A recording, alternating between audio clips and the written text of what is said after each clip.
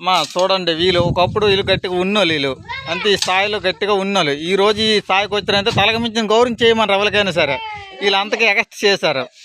ఏంటి ఈ రోజు వీళ్ళిద్దరు కష్టపడవలసి వస్తుంది ఒక ఇద్దరు పిల్లల కోసం. వీడికి ఒక పాప బాబు, కానీ చాలా జీవితంలో పోరాడికి వస్తాండ్రు. ఇప్పుడే కాలు వచ్చినాయి. చూడు అంత మోటొట్టుకొని స్వయంగా దిగుతుండంటే ఎంత వ్యక్తి ఎంత చూడు. ఒకప్పుడు జనానికి డబ్బులు పెంచేవాడు, ఈరోజు మోటలు మోస్తాడు. ఇదిగో వాళ్ళ ముద్దుల ఆవిడ